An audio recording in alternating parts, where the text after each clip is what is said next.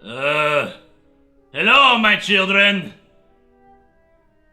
So, today's comic from the Longbox is by Junji Ito, the same writer and artist of Uzumaki.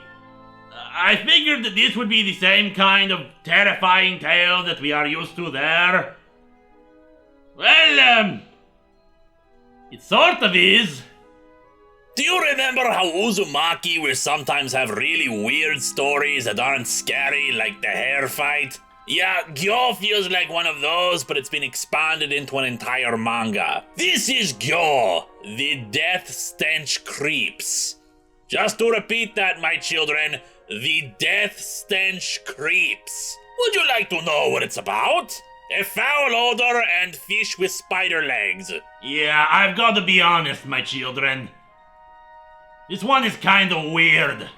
Teenagers Tadashi and Kaori are at a resort in Okinawa, with Tadashi in particular enjoying some diving when he is almost attacked by sharks. When he and Kaori return to shore, she complains about the foul smell of the place, especially his bad breath. She insists that he brush his teeth any time before they kiss. She keeps taking showers, trying to remove a smell she can't pinpoint, but is unsuccessful. However, that night the two discover a fish very speedily moving around their room on skittering legs.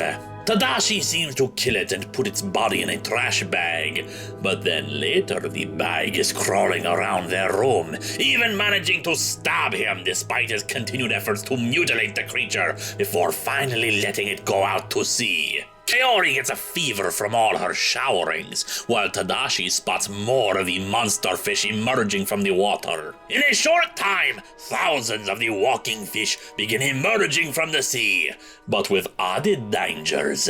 Land sharks! Which I have to admit, yeah, that's pretty freaking scary. Hell, they even have tendrils that are going into their gills, which probably are involved with allowing the sharks to breathe out of the water. Fortunately, the two manage to escape back to Tokyo, where, conveniently, Tadashi's uncle can shed some light on the creatures, most especially that the legs are not extensions of the fish, but rather that they are a mechanism, combined with a foul-smelling gas that had been intended for use during World War II as chemical warfare, but whose prototypes had believed to be destroyed. Unfortunately, the spider-like mechanisms have a tendency to latch onto anything close to them, as the poor uncle soon learns when it grabs his arm. I admit that while the story is very strange, it is quite horrifying, as you'd expect from Junji Ito. Body horror abounds, particularly to poor Kaori, as the germs in the gas begin to infect her form. And the idea of sharks walking around on land on metallic feet means that you cannot simply close the beaches or stay out of the water. That being said, there is still one significant problem with the story.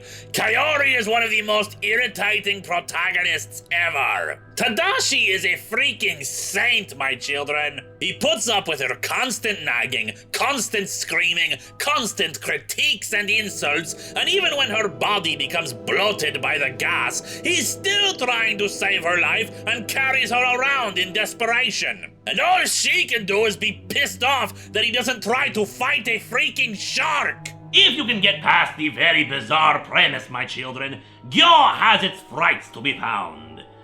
And remember, if by chance you happen to be eating fish sticks for lunch, be sure the fish isn't still crawling around.